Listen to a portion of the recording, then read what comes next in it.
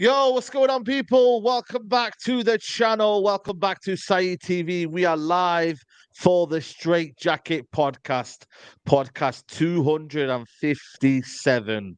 Big up to everybody who's here. Make sure you like the video. It's important. Not a lot of you guys hit the like button. Every day we ask you guys, free of charge, hit the like button. So if you're watching right now and you haven't done also already, looks like that, hit the thumbs up button. We got Brian in the building. Brian, what are you saying, brother? Everything all blessed? I'm good. Everything blessed. Had a good weekend, and I'm ready to smash this week again in it. So I'm good. How you been? Yeah, man, I'm all blessed, man. I'm all blessed. I can't complain. You know what I mean? 3 points, another 3 points, and everybody's smiling, man. Nobody can be sad when you get 3 points. You know what I'm saying to you? Obviously, there's context and we can talk about things in isolation, etc., etc. But you know what I mean? On the whole, 3 points, job's a good one. Nurin is there with his glasses. I don't know what he's trying to do here. Are you on Giddy Watch there? What are you doing there? Giddy Watch, mate. Giddy Watch. 100% on Giddy Watch, mate. Let me just say something. First of all, what a goal. What an amazing goal. Cold day. Yeah. Bit risk. Yep. But yeah, Manchester United score 3 goals and you got to be happy. But I'm telling you, the scoreline does not tell the story of the game. The stats don't tell the story of the game. The scoreline doesn't tell the story of the game. So we have to put it all in context. And if we could be disingenuous, sit here and go, Manchester United are back. Like I said to you, I'm doing it at 6:05 straight after this. United Real Therapy. We're going to do Galatasaray preview, but we're also going to tell the people the truth. That if Manchester United go to Newcastle next Saturday and win, then I'll start to believe. Until then, I ain't believing in Jack. Just know, you know, because who they beat, we've beat the bottom 9 teams or the bottom 7, 8 who we've beaten. Anytime we play anything in the top 10, we get smashed. So let's not get giddy, people. So I'm 100% on Giddy Watch. And the reason why I'm in the story of the season tells me to be on Giddy Watch. But the goal, if you want to put that, the spectacular goal, one of the best goals ever for a Manchester United player to ever score. You can put that and then we're going to have to not overhype Manu. Kobe Manu. We've known all these attributes, but the question was always, can he do it in a Premier League game? Can he do it in a hostile away day? And he's Tom to test, but we need to calm it down because we know our fan base. We've got a responsibility that our fan base get a bit too giddy, and then when he has a bad game, his name's trending, and then he's gonna see that he's a kid of this type of generation. So we need to stay chilled, but encouraged. To about Manu is that we need to talk about how many other players that he showed up. That's what we need to. No, players their season 100%. pros. 100%. We're gonna get into it, people, man. Make sure you guys like the video. And yeah, man, listen, you know what it is with me, yeah? The title of the video is Man United, are they back or is it a false dawn? You know what I mean? Make sure you get into the comments as well. And like I said to you, man, we're gonna talk in detail whether it is a false dawn or are Manchester United showing progress. Obviously, everybody knows. A lot of people have been messaging me today, Saeed, are you Ten Hag in now all of a sudden? So how can it be fair, well, even genuine, would I say, if people put to me, and I think Brian was one of them that asked me that year, to say already, are you Ten Hag in? When for me, this season, Man United's aim was to get top 5, right, or top 4. That was always the aim. The reason why I'm Ten Hag out is not because of results-based business or positioning. It's about us as Man United. Are we improving as a team? And I still think, for me, there are still doubts about this team. Are Man United going to get results in isolation and go on a little bit of a run? Yes, like we did last season. But for me, the bigger picture and the overall view of what Man United are, I still believe we're a million miles away. Again, will that come through injuries? We'll see. We'll find out. But I wanted Man United to improve this season. I think we regressed. But like I said to you, Manchester United are showing little improvements here to get wins when you thought they were going to lose. Is that an improvement? Probably not for me, because then it just shows you where the standards are. But Brian, you come up to me and said, yo, listen, Saeed, are you Ten Hag in? Talk to me, man. Did I speak too soon? Did I speak too soon? Nah, it's a bit of context, isn't it? In the group chat, you tagged me and Saeed, I think, and Nuruddin about the whole Onana thing, innit? So I was like, okay, if you wanna, obviously, because Onana started bad, then me and Nuruddin, we're not really for the transfer. We're not against it, but we preferred another goalkeeper. And he was doing bad, so we spoke on it. And now, obviously, I tried to return the favor. The thing for me is that I understand, and I'm not really asking you if you really are Ten Hag in, because I think it's too soon as well. I said as well that we have to wait up until January when all the injuries, when all the players who are injured are coming back. And we might get 1 or 2 players in January if that happens. So for me, I'm not going to ask you that question right now. It's just to see if your opinion has changed because we've been winning games, and according to some stats, we're the best informed team. So yeah, I just wanted to ask you about that. But I feel like we're getting through this period. I hope we'll get a positive result on Wednesday. I hope we'll get a positive result this Sunday. I hope we can stay afloat and in and about that top 5 position up until Jan. And if we can recover Lisandro Martinez, we can recover some few players who are key to that first 11. Then I said I'll start judging Ten Hag's football because there were good. The first 10 minutes were better. We started off better, but the only thing that I dislike about Man United is that when we go up 1-0, we start caving in, we start playing more defensive, we start being more sloppy on the ball, and that's where I get my frustrations. But overall, the first 10 minutes, I was happy. And the other reason that I'm happy is that we scored 3 goals. It was the first time in a long time where we really didn't have to stress about a scoreline. I always felt confident that we was going to win this game. And my main striker, Anthony Martial, scored a goal. And I think he shows this guy. Of course, I'm Martial FC till I die in it. But the thing that he adds to the team, they've risen. Always. Nah, I've never. I was always there. Me this morning, he put it on the group chat. Big up to him.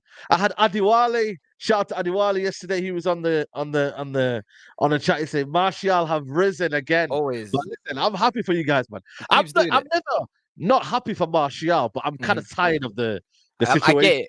But he adds something to the team that we saw last year and even this season. His link-up plays, hold-up plays is brilliant. The only thing is that he's never fit. But when he's fit and when he plays, he just adds so much to the team. And there's a different dynamic that he brings, like opposed to Højlund. So I'm happy that he scored.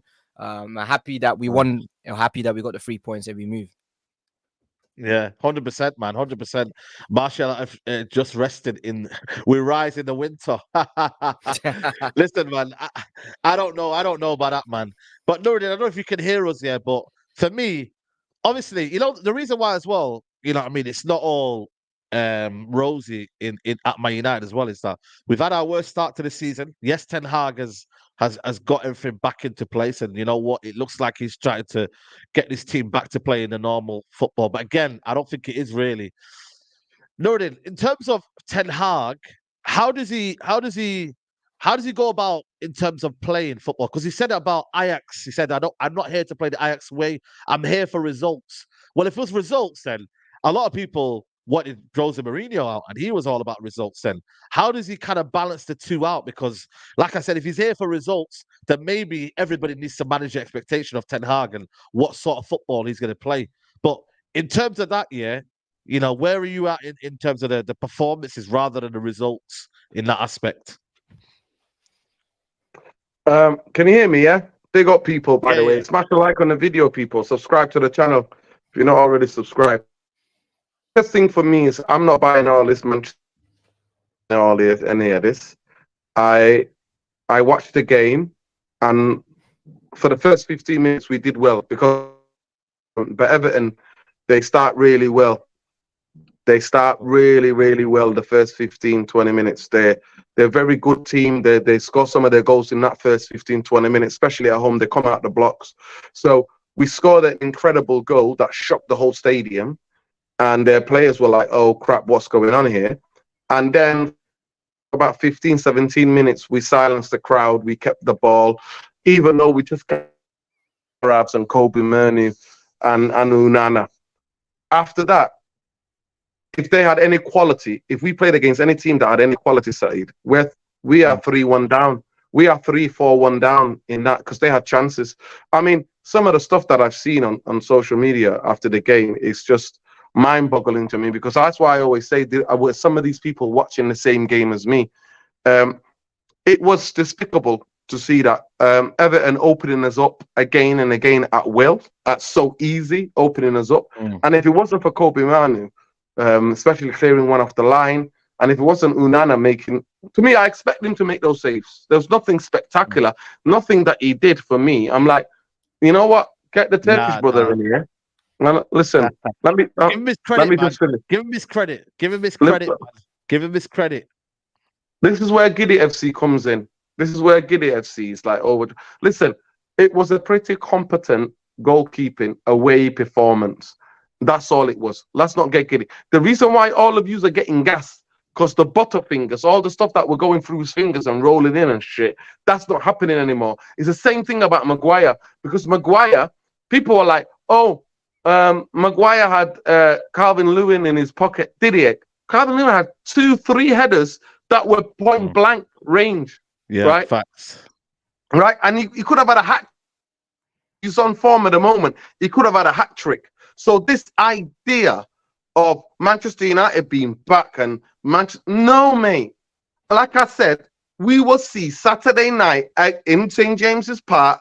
When we go to that cauldron, we shall see if Manchester United are back.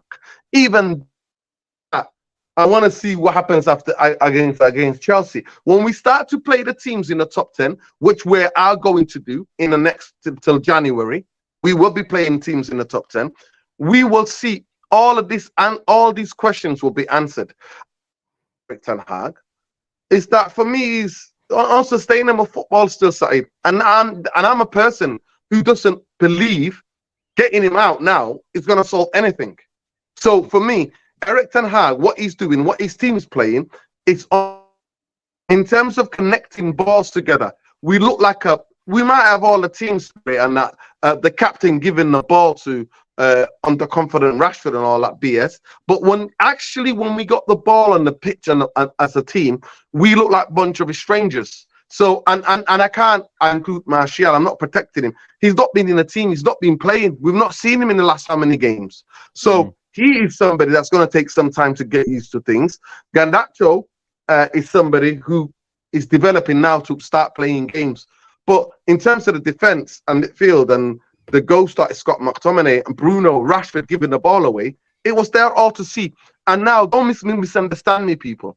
Well, if Bruno and Rashford are giving the ball away when we're trying to open up 11 players behind the ball, we're trying. That's very much organized. That's got 11 people behind the ball, 11 players behind the ball. Then I would understand that if Bruno and Rashford are trying things to unlock that. What to me, one of the things with me, see football, when your team's under the cosh, right, and that you and this team, the team is coming attacks, is for the attacking plays. When you get that ball by free kicks, make sure and make passes. Make sure you don't waste the ball. Make sure you keep hold of that ball or buy fouls to relieve the pressure, so that actually defense and the midfield can communicate on what to solve. But when you keep giving the ball away again and again because you're trying some Hollywood passes where you need to be a bit more composed, then I'm not here for it. Now, of course, we've got structural problems, Saeed. It's a long answer, but the way we're playing out from the back that we're supposed to connect, it's not worked. It did not work. We saw Harry Maguire and Lindelof split off. We saw Luke Shaw and Diego Dalot go into midfield, and it's not working. It was not working. It worked once because Rashford did the thing that you need to do.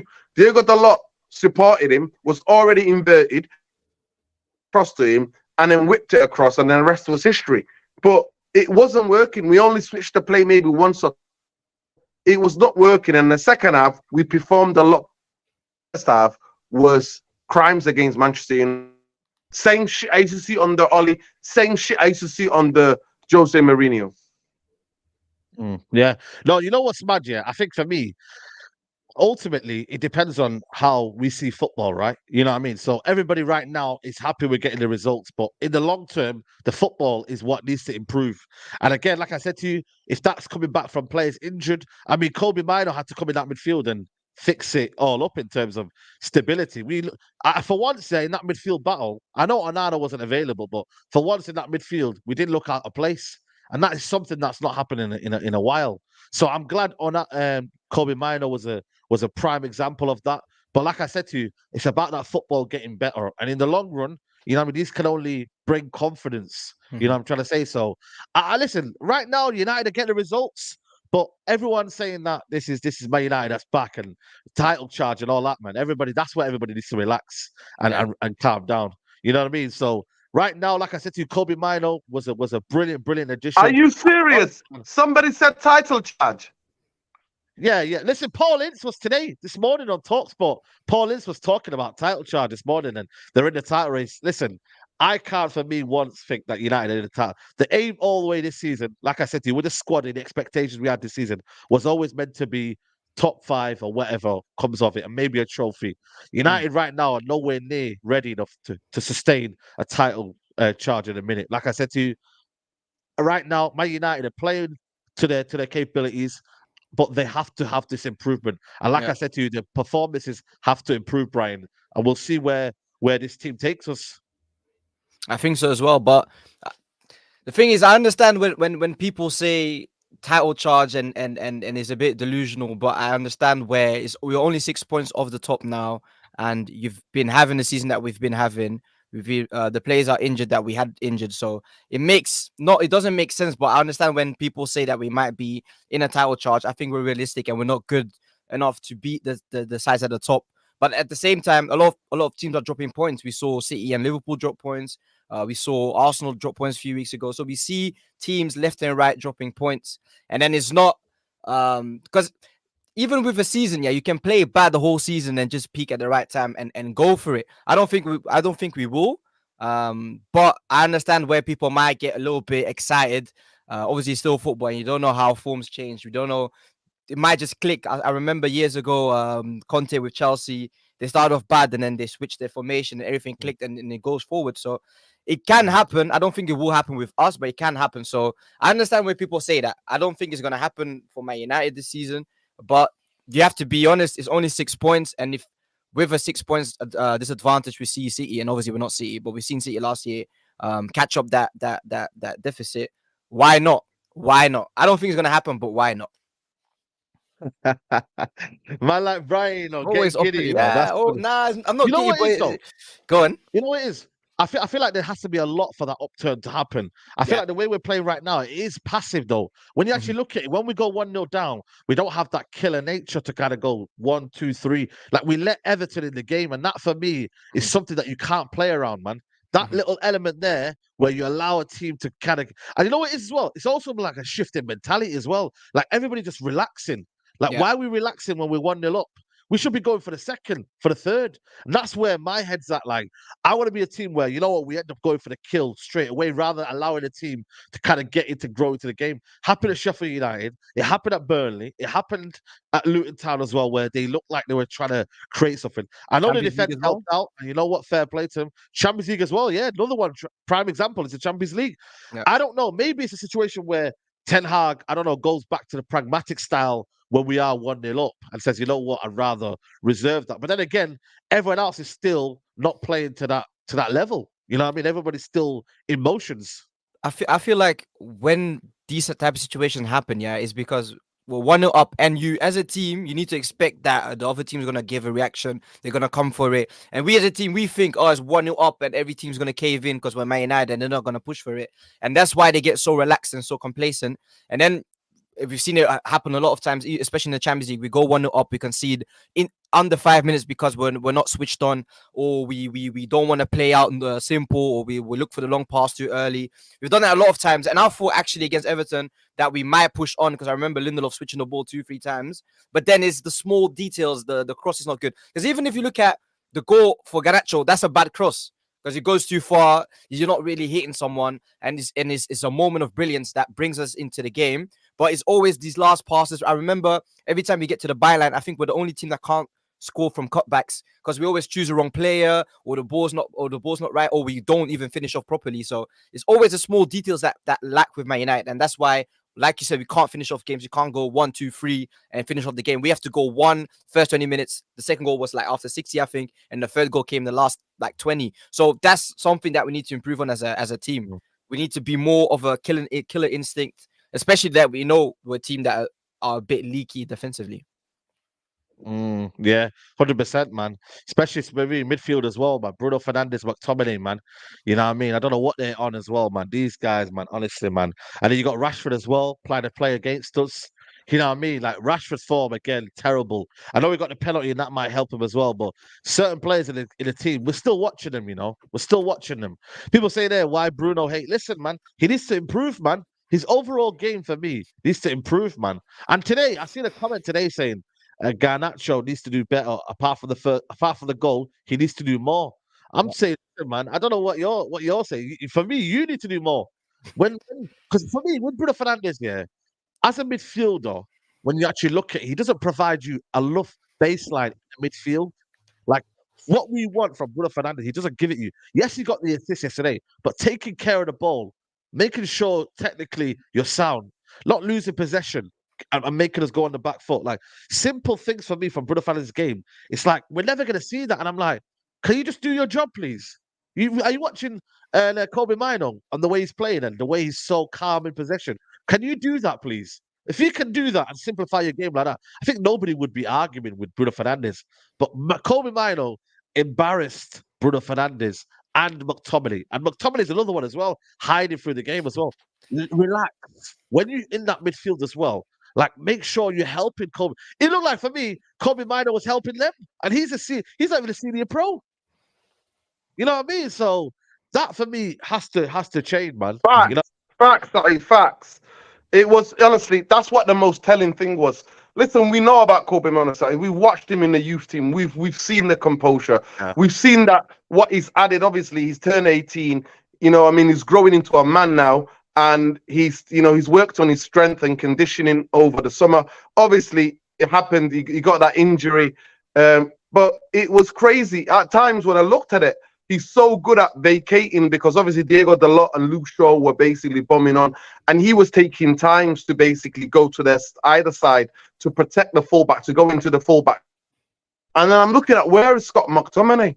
Where is Scott McTominay? Listen, you know, if you ever played in midfield, and Brian will tell you, right, in football, I need you not to be 20 yards from each other unless we're attacking and you're making a run into the box, right? You're trying to go into the box. I need you not to be that far away from me. In that first 20 minutes, to be fair to Scott McTominay, it was almost like Kobe was teaching him how to play. Like coping, literally just by his movements, right? He's almost coaching them, he's coaching and McTominay in terms of the where to be, the angles, making the angles for them. But after that, we lost control. And the calmest player on that football pitch were Manchester United players. Looked like they were just, I don't know what they were doing. Like literally, like you said, majority of the players were playing against us. He stayed calm. And that's why he was following, he was tracking runners, he was carrying the ball, he was letting the ball run. His first touch was good, his second touch was good, breaking into space, carrying the ball.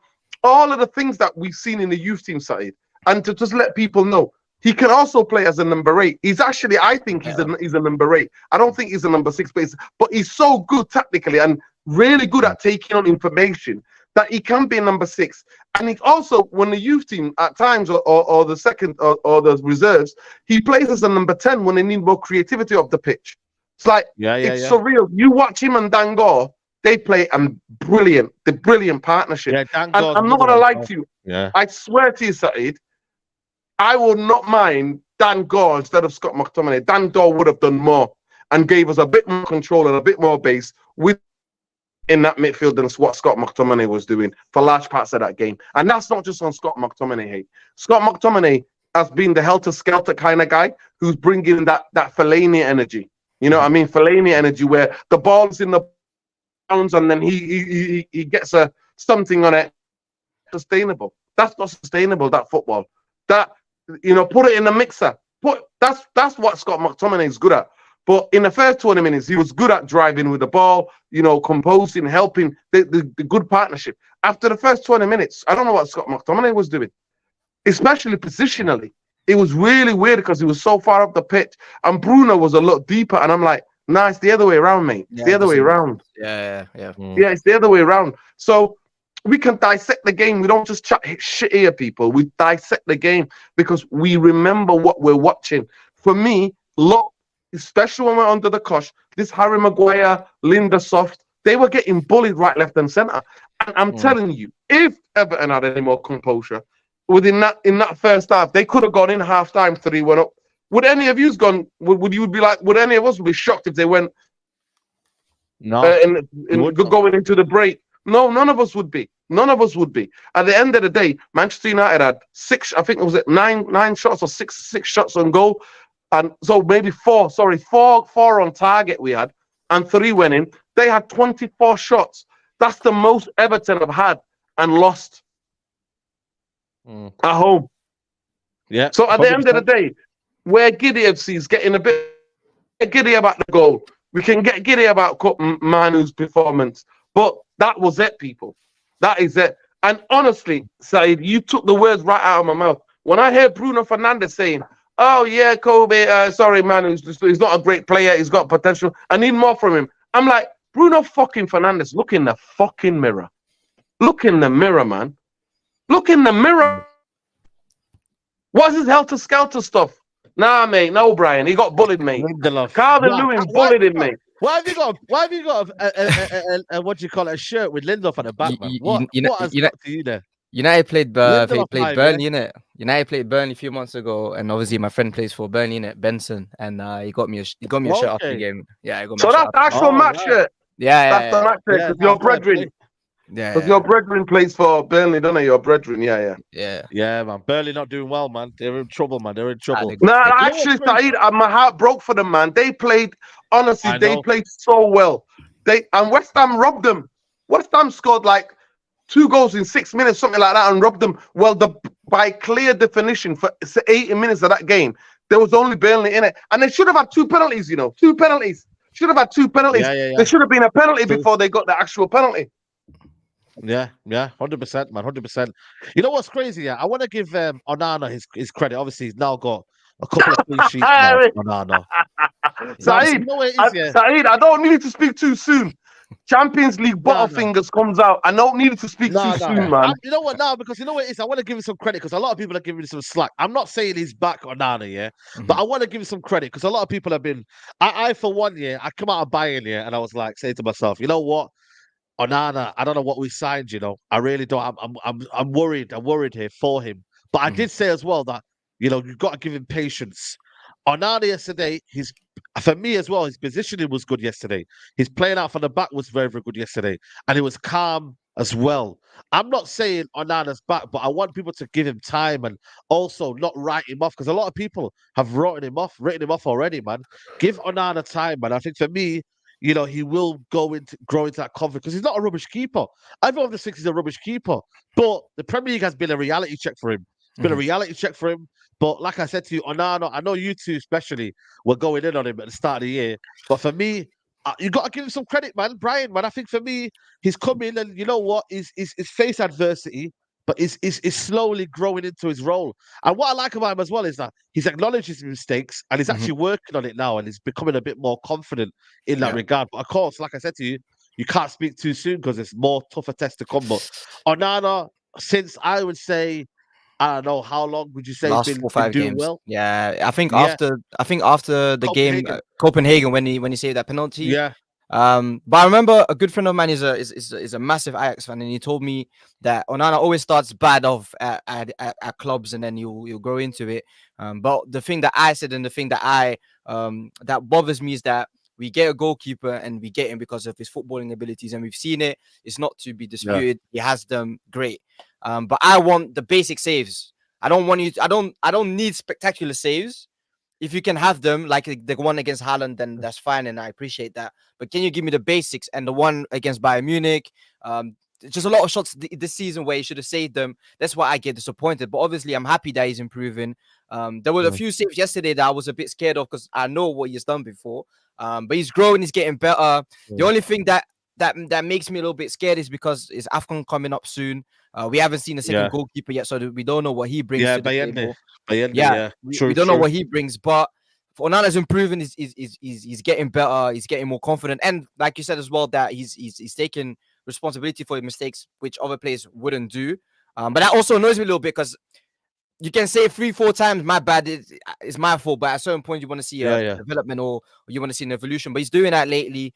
He's improving. So I'm saying as a person that was against the signing, that he's doing well and he's improving, but we want to see that on the longer period because we've seen players catch form at United. I think we're catch form FC along with all the other words. So I hope that Onana will keep pushing on this on the way he's playing right now, and then I hope Wednesday is another game and the next game, and he can build on for in the future because he's a good goalkeeper, but we need more. Yeah, I need more sometimes. I need more stability. I don't want to be scared when a shot comes on target. Yeah, it's also about football intelligence regarding the goalkeeper. Yeah, 100%, man. You know what it is? A goalkeeper's like a striker, isn't it? They're built on confidence as well. You know what I mean? Obviously, Onana's sake, he's 27 now, so hopefully we don't see them sort of mistakes happen every single time because, like I said, I always said, with David Gea, I always used to criticize him, but I always say, like, yo, if you look at his shot stopping, that's one of his best attributes. Yeah. Onana's best attributes isn't shot stopping. You would argue everything else is probably his best attributes. With Onana, I feel like people are saying better defense helps him. That will also help him, but also his mind as well. He needs to kind of almost focus and be like, yo, listen, like don't take anything for granted. Keep everything at it. Like, don't get too high where you need to get too high, and don't get too low when he gets low in it. You feel me? So I can't lie. I know Nuruddin, you're gonna say don't get too giddy, but you've got to give him a little bit of credit and say, you know what, the turnaround in the last couple of games has been, you know what, somewhat a bit kind of, you know what, fair play to him. Would you say that's a fair comment? Listen, he's doing the basics for me. He's doing what he was told to do. That's what you get paid for. That's a transfer. That's what, to me, do your basics. But he wasn't doing his basics. He was panicking. He was unsettling him and the rest of the defense. He was not a proper base that Manchester United can work from. And again, he was kicking the ball out a lot.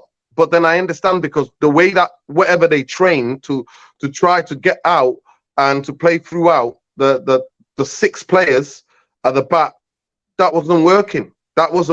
But in terms of the save side, all of them, Yeah, the one against Idrissa Gueye, you think, oh, you know what? Yeah. But he saw it early. We could see all of that. That is early, like early. I think the most impressive one was the double save, one from Calvin Lewin, bottom corner, and then from McNeil, because he actually gets something on it before Kobe clears it off the line. So at the end of the day, yeah, do I give a bit of credit for that? Yeah, but he's doing his job. Like Roy Keane always says, you're doing your job, man. You're not, to me, you're not doing anything spectacular. You're doing your job. But when he, to me, is when I hold a high praise for a goalkeeper, when I watch a game and go, without him today, we would have got battered. Or without him, we don't win, or we don't get that point. And I'm not at that stage yet. So I hope he can work himself to that stage, and I'll give it praise. But I'm not gonna give praise just for giving it out because the feel good factor. No. At the end of the day, I'm still disheartened. I think we can get slaughtered on Wednesday. We're gonna chat about that United Real Therapy straight after this. It's not happening. Yeah. What? But at the end of the day, Newcastle for me, listen, Newcastle for me, test. To me, that's a tester for where Manchester United are last season. Because last season, even though as good as we were, we went there and we could have had 4 and 5. We could have conceded 4 or 5 in that doldrum. So for me, that's the real test. That's a tester for me. And so if anybody is in the any illusions where Manchester United are, it'll be after that game. It'll be after that game. So you know what? For me, I don't even have to wait that long. Chelsea coming up soon. You know what I mean? Chelsea coming up soon. Everybody coming up soon. So it will be what it is. But I'm not just going to give out flowers for me, just for forsaking flowers. You have to do something spectacular for me. And yeah, he made some decent saves. That's what he did. And Everton were bad at finishing on the day. That was it. Yeah. You know, in terms of the squad now, we're looking at the squad now, and there's a lot of outcasters and players that are not maybe in the team now. I thought Palestri did well when he came on as well. I thought he was energetic and lively. Anthony's not on the bench now. He's obviously he was knocked. To be fair, he picked up a knock, but he's not doing well at the minute. You know, so the squad now, when you look at it, Brian, yeah, and I look at players like Martial. Obviously, you're repping Martial. He's saying, you know what, he's back and this and that. Like, healthy competition, or do you think Ten Hag knows his best 11? Like, where are you in terms of this squad now? Because, like I said, you got Garnacho, you know what I mean, scoring that goal, that will give him some more confidence.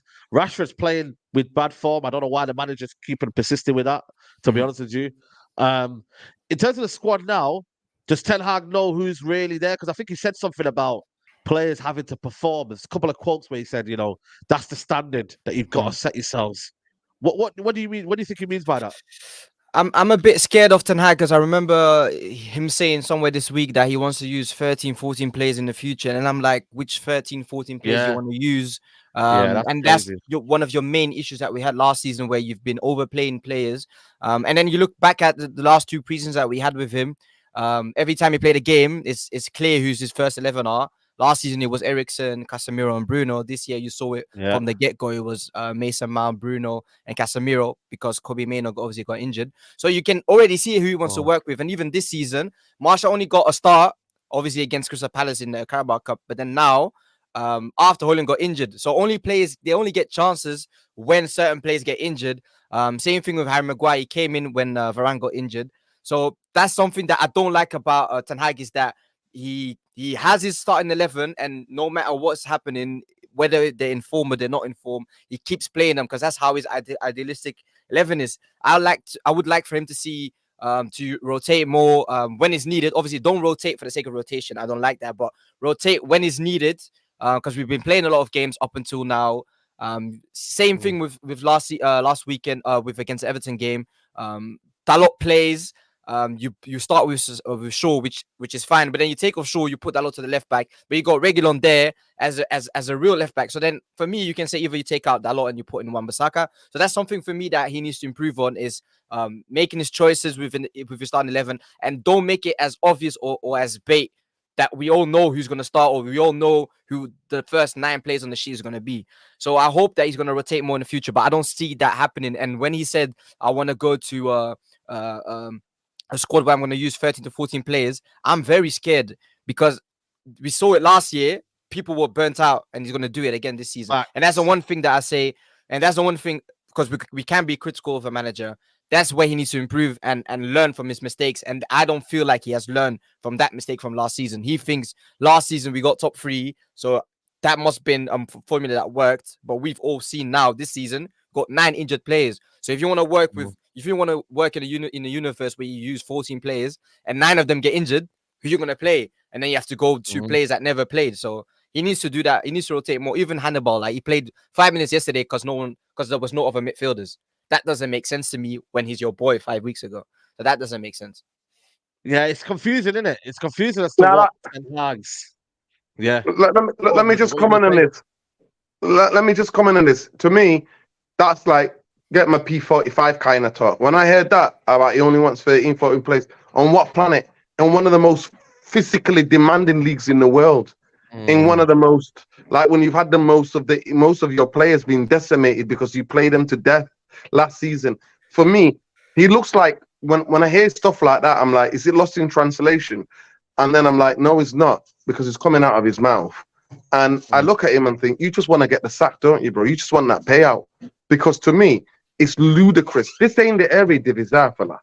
This ain't the Eredivisie where Ajax are the top dogs. Most of these clubs that they're going to, they got no muscle power, same as Ajax. Ajax are top dogs, basically, and then they can go and do what they're doing in these games. You're talking about the most physically demanding leagues. You're talking about where you got the cups, yeah, where teams, lower teams and Division 1 and Championship teams make name for themselves, where they're knocking people out. So what planet are you on? Manchester United need 25 players at least to be able to rotate properly. That's what you need. I need you to work and do a system, do your fucking job. Do a system where you can take out 8 players out of the team and the team still plays the same. That's what I want you to work towards, Eric. And I don't need you to tell me we only need 14 players. Burn them to death. No, mate. For me, I'm telling you, if he comes out with that type of talk and he's that type of manager side, it gives me no option but then to be Ten Hag out. Because, and this is me, because to me, what you're telling me is that you're not learning. You're not learning. You're not learning. And it's not even for me being Ten Hag out. It's about you're not learning, so you're going to get yourself the sack because you're not going to get the results. We saw it clearly. The fatigue is still in some of these players. It's ridiculous. Yeah, no, 100%. I agree, man. But like I said to you, players have to earn it as well. But the problem is, man, there's so much favourites in this team. I don't know whether Ten Hag will drop certain players. You know what I mean? That's the because I look at Palestri. I think he needs more minutes. But again, Rashford is being accommodated now on the right hand side. When really and truly, Rashford's not a right winger, but he's obviously accommodated him now because Garnacho's picked a little bit of form, and he has to play through him. Like Bruno Fernandes obviously felt sorry for him and gave him the goal, and gave him the penalty. Sorry, but that really and truly shouldn't be happening. He should be in a squad where we should be all having. You should be winning. You should be playing on merit. Really, let's be totally honest with you. Should be playing on merit. Like I said to you, there's big issues for the manager to sort out. Rashford, what I mean, Anthony, does he come back in for the sake of just coming back in? Varane, is he going to start games or is he going to still keep going with Lindelof and Maguire again? What does he do there? Because you've got one of your best defenders on the bench as well there. Does he bring him into Galatasaray? Does he still stick with Maguire who have a ceiling? You know what I mean? So that's key question, man, because I feel like for me, the players that you may have trusted now are the ones that eventually have let us down for so many years, man. Do you get it? Like, so you've always got to have that in your back of your mind. As much as Ten Hag thinks, what they're on good form, these guys have a ceiling point, man. Like Maguire, I'm not saying he's a car crash waiting to happen, but I'm saying also he has a ceiling, man. You get me? And like I said, he's on good form now, but I do believe there'll be a situation where every United fan will be like, oh my God, this is it now. What's going on here? And everyone there has to manage the expectations on these players. I know you got the Lindelof there, but Lindelof as well is another one. In certain games, you see them crumble. These players crumble under pressure. So hopefully Ten Hag has that in his back of his mind to think that, what, these players are going to be there every single day of the week and perform to that level. Like they're not. That's why, for me, he has to sort out the squad rotation and find out possibilities where players can come in. But are these players on form is another question. That's where it is. That's the weird thing, because if you look at last season, there was times where players might be performing a bit better. I remember Lindelof was going on a good stretch last season, and then as soon as Varane was fit, he came back into the squad. Same thing with Martial, he came back into the squad. So he had that last season where he trusts a couple of players and they always come back in. And this season he's not doing that. So I don't feel like, or I don't believe that Varane is coming back in against Galatasaray this week. Because the thing that you said that you once played as good on the left side of the back two. Then you got Maguire. He's not really great, but he's better on the right hand side. So I don't believe that Maguire's coming. That Varane's coming back in. I think we'll go with the same squad that started that got the win against Everton. And if you see at if you look at Tanag as well, like he likes sticking to a team that gets results, and we haven't really seen a much change. I see from the moment that McTominay got into the squad, I don't think he has been dropped up until now. So he'll keep going with the squad that keeps getting wins and wins and wins and wins and wins until we lose, and then we'll start switching up again. So I think for Wednesday we have to expect the same lineup. I don't think no one's going to change. I think that's why he took out Luke Shaw early as well. Obviously, he's not match fit yet, but he gave him 60 minutes. That means he's going to play again this week. I think 60 minutes again. So that's something that we have to look at Man United. I think we're going to play the same team, and same thing with Rashford. He's not on form, but Palestri, right wing, he doesn't really trust him, and then Garnacho is left wing only as well. So it will be the same squad. The only thing that I'm happy about is that Marcel will start, but then everyone else is a bit shaky. I can't lie. Maybe Wan-Bissaka for right back though. Wan-Bissaka against I think we'll use Wan-Bissaka against Zaha though. I think he'll do that. Yeah, the Martial finish was cold though. I can't lie to you, man. The Martial finish was good, man. Obviously, Højlund, I don't know if he's back for Wednesday.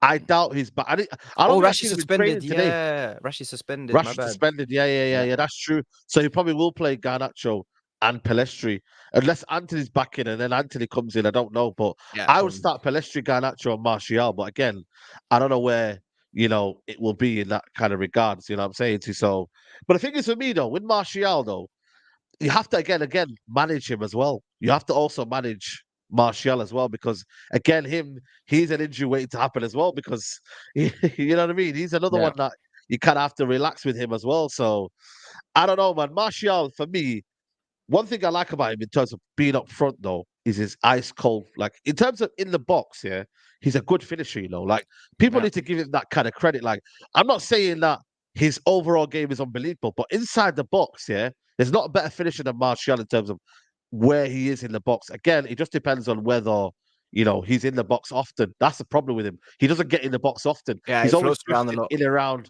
Yeah. Do you know what I'm trying to say? You see what I'm trying to mean? That makes sense.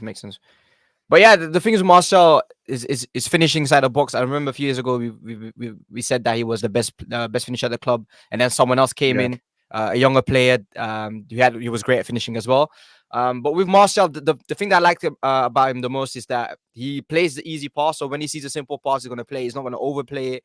Link-up play is very good. Can play 1-2 touch, but he's technically gifted as well. So he can keep the ball, buy fouls like Nuruddin said, but also get away from a player. He lost that yard of pace, but can still get away with players.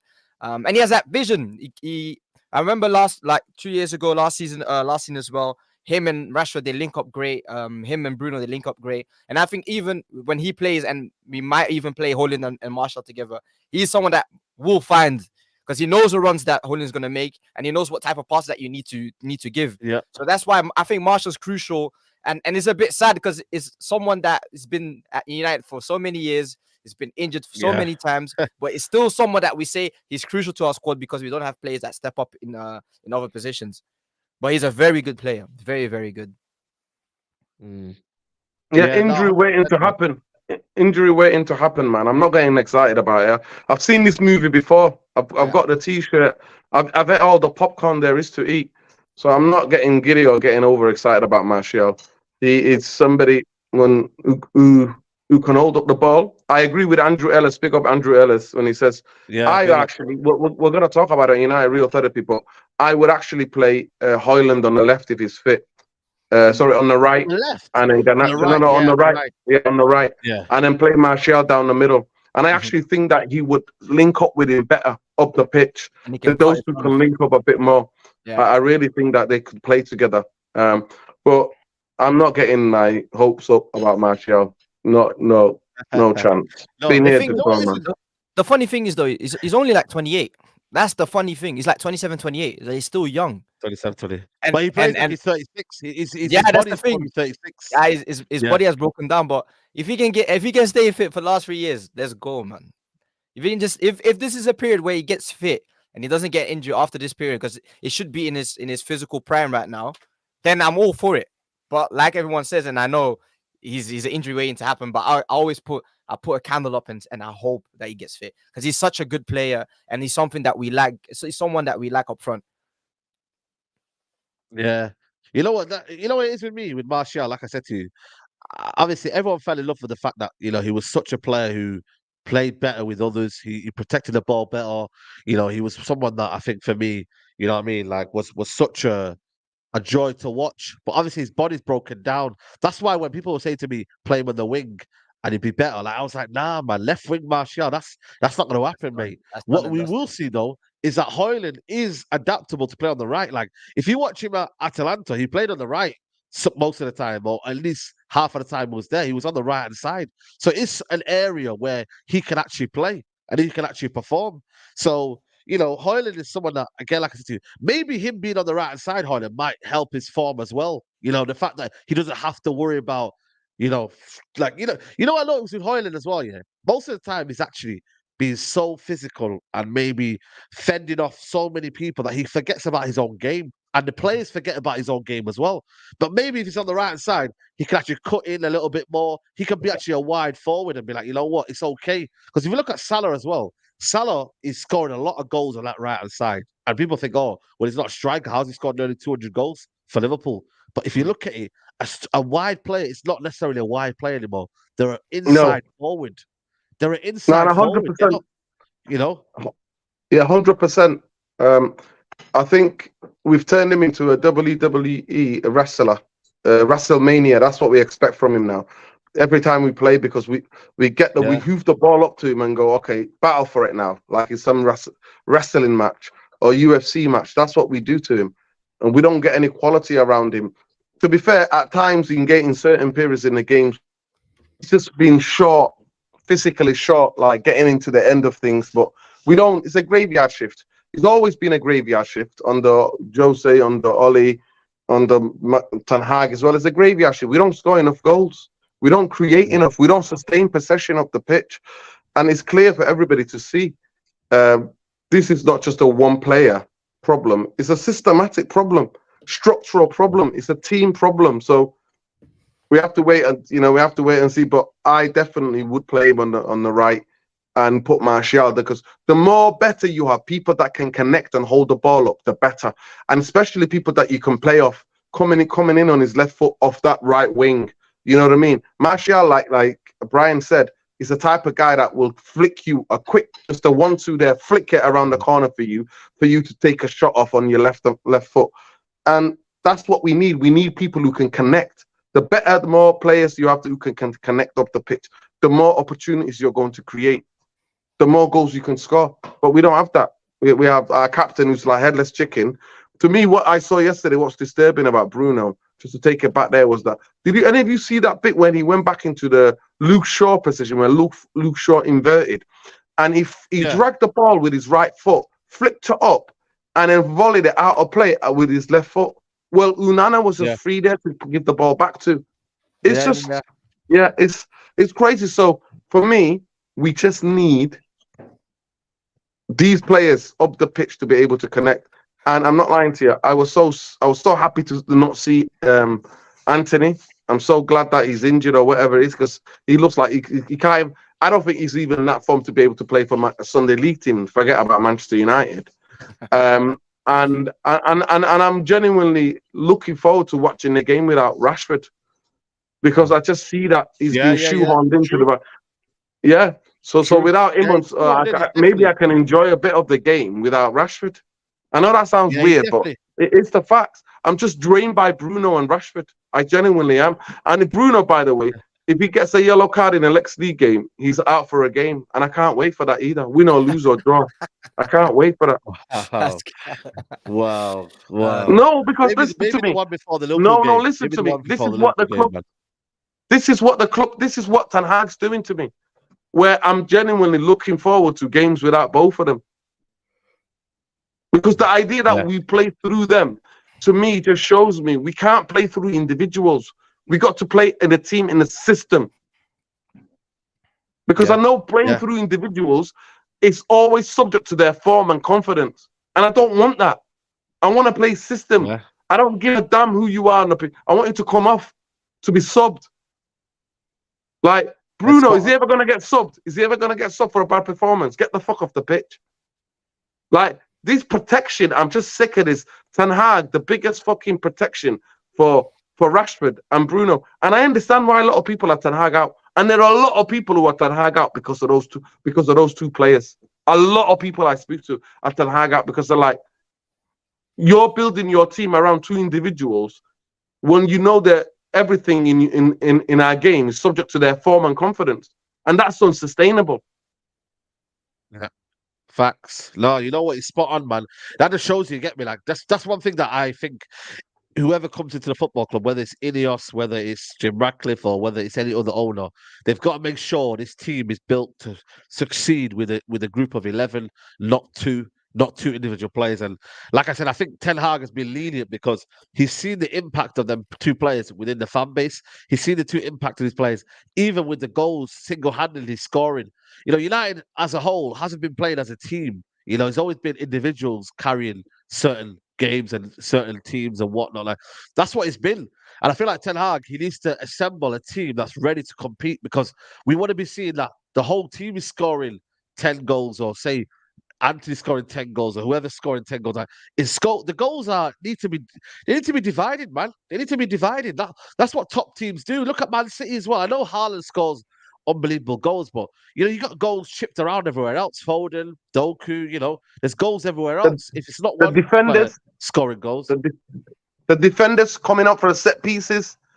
When do we score from set pieces with defenders? When? Hardly ever. Hardly ever. Last one was Maguire, maybe. I think that's the last one. Maguire, probably against, in that regard. Like 2-3 weeks ago. Yeah, Champions League probably was. So that's on one. Is someone saying there, Donny van de Beek? Nah, he's going to be sold, man. He spoke out in. Yeah, he's sad, man. He needs to go, man. Donny van de Beek. Listen, I wish you all the best, man, but it's time to go, man. You need to find a club that respects you on that, man, because he's come out and said, listen, I need to play games, etc., etc. But he didn't even play him yesterday. He didn't even give us some minutes yesterday. He brought Hannibal. He just shows you how much you don't rate him at all. So, Donny van de Beek, listen, what a travesty, man. Another player that I thought would be a very, very good player for Man United, an intelligent player. Would come in and we would get the best out, but it hasn't worked out for him. I don't believe this argument, though, that he hasn't suited the Premier League. I just think, for me, he opportunity is the position that... I don't think he does. I don't buy into that. I don't think we've... Yeah, it's a bit physical, the league. I understand that, but I think United could have got more out of him. I think sometimes, he's always played in a team that is probably the worst team. He's never played in the best United 11 as well. Yeah. When is he going to give opportunities to play in the best United 11 as well? So you need to do loads of them situations for them to kind of... I'm not going to say he's been unbelievable for United. I think there's been shortcomings, but I will always say that, you know what? Has he been given the fairest opportunity to prove himself with the best players? I don't think he has. Are you going to disagree with that, or you nah? I agree, but the thing is with Donny van de Beek is that the way he plays doesn't suit a lot of teams in the Premier League, to be honest, as well. I think the only team that suits him and is going to be the same team again is going to be City and maybe Arsenal now. But he needs teams that has high tempo because he plays 1-2 touches. And the thing that annoyed me a little bit about Donny, and I remember that was a period where we played Lingard in the 10, is that he plays too quick sometimes. And I understand it, but for our team, he plays too quick. So he sees something, or he knows a pattern, or he knows how to play. So he plays 1-2 touches, and players that understand him. Yeah. So he needs to go to a team or a competition where they play a little bit faster, is more short combinations, and it's going to be more because he's very tidy. His passing is great. His passing is great. Even the same thing with Weghorst. You can say a lot about him, but his link-up play was quite good, 1-2 touches. But the same thing with Donny van de Beek is that he plays too quick for Man United, and he plays too quick for a lot of teams in the Premier League. Even when he goes to Everton, he plays too quick for them. He thinks too quick for them. And that's not a bad thing on him, but he needs to find a team that suits him 100%. And I don't think that has happened with us or any other team. And he needs to find a club that will match him. Because the same way with Ajax years ago, they play 1-2 quick touches. Everything is fast and is zipped in. But with a lot of teams, they like players like, for example, Bruno. They like players that hold the ball a little bit. They like a Maddison that will hold the ball, pick up his head, and maybe spray it past 50, 60 meters. Where in Holland, if you play the ball long, that's a crime. You have to play it short. You have to play it 5 yards, 10 yards, and that's not something that, especially English football, and it's changing now. But especially English football is a bit more direct. Is still you still pass it around, but you like that long cross. They like it in England, and that's not how he plays. So I think it's quite unfortunate for him, but I don't think it was the right fit. But there's a lot of players that come to United, they were never the right fit. I think even Sancho is going to be the same story, a player that likes combinational football, but it just doesn't fit into what we do or what a lot of clubs do in the Premier League. Yeah, there you go. There you go. Listen, Yeah. let me just come in my 2 pence. I'll say it simply. Yeah, go on. Donny Go van on, der go Beek on. has never been in his Manchester United career given 8 games. Anybody who knows anything about professional football, you understand that to get up to match fitness and rhythm, you need at least 5 or 6 games. Donny van der Beek has never had that. So this idea that anybody making a comment saying that he's failed and this and that, I just want to remind people, Fred came to Manchester United, did not get a chance. What Jose was doing, leaving him out for loads of games, bringing him here for 10 minutes, 5 minutes, 10 minutes, 15 minutes, 20 minutes. Ole Gunnar Solskjaer came in and gave Fred 8 to 10 games. And then we saw what kind of a player Fred was. So this idea, Donny van der Beek, is being, and people want to slander him. It's shocking because you haven't seen him for 8 or 7 games in a row. You haven't seen a player to 10 games in a row in all the time he's been at Manchester United. Now, some of those things, what injuries have contributed to that? 100%.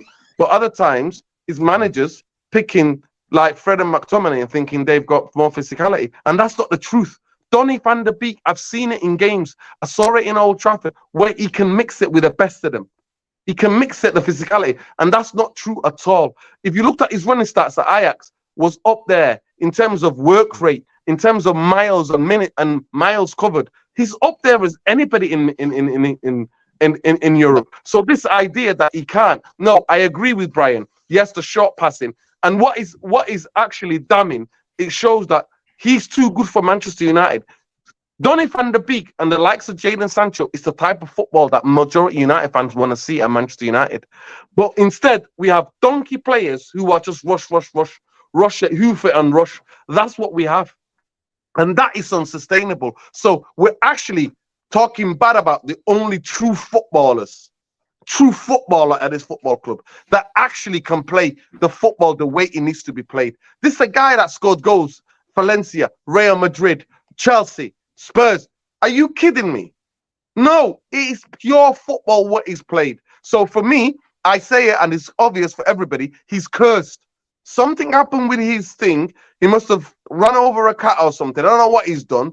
But when he signed for Manchester United, something happened, and he is basically no longer. So he needs to leave to refine that. Luckily, he's young enough.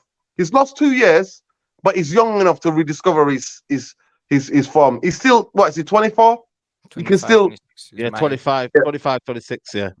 Yeah, he can still reconsider his form. Yeah. So good luck to him. All the best to him. Yeah, But, no, 100%. but remember, people, it's the gentleman, Manchester United, letting a player who's pure footballing guy go because we can't get any of our players up to his level or to the way he likes to play. That is an indictment and a half. In any time you ever wanted to know what this football clubs are, that's the biggest indictment. Facts. Listen, people, we're going to wrap up here, man. Make sure you like the video, people, man. I don't know if we've even hit 300 likes. Let me see right now, guys. No, 224 likes. That's very poor, guys. Well, I don't know what you lot are doing. You know what I mean? If you're not enjoying the content, that's fair enough. You know what I mean? But please do like the video. It helps the channel out massively for the algorithm, everything like that. You know what I mean? It helps us push up the YouTube rankings as well. So if you are new here and you haven't liked the video already, smash the like button on the video. Help support the channel. Brian, it's been a pleasure. Big up to you, man, for coming on. Cheers, man. Thank you for having me on again, innit? And see you lot next week after we get 2 wins out of 2. Yes. Yeah, big up, Love man. Brian, man. Love Brian. Big up, bro. Love Always everyone. big up, man. Make sure you follow him, people. Also, big up to Mr. Jalapeno says a lot of people are Ten Hag out because they're just impatient. On Donny van der Beek hasn't worked out. 3 managers, Ollie, Ralph Rangnick, Ten Hag says something. Listen, there's been context to most of them as well. Ollie apparently didn't want to sign him. That's another reason as well. Ralph Rangnick was a transition manager anyway, and obviously Ten Hag was meant to be the guy. But obviously, Nah, there's so much stuff. Yeah, go on. Yeah, but Ten Hag said it himself, innit? That's not the football he wants to play. So Donny doesn't fit in the Yeah. football that he wants to play. But we don't United. even know what Ten Hag wants to play. He don't want to play the Ajax way anyway. So Yeah, you know what that's I mean. the You're not thing. gonna get that So, anyway. yeah. Yeah, exactly. But listen, people, man, we're gonna wrap it up here. Make sure you follow us on United Real Therapy as well. We're gonna go live on that channel as well. Like the video, people. Subscribe to the channel. I will see you soon, guys. Take care. Bye bye.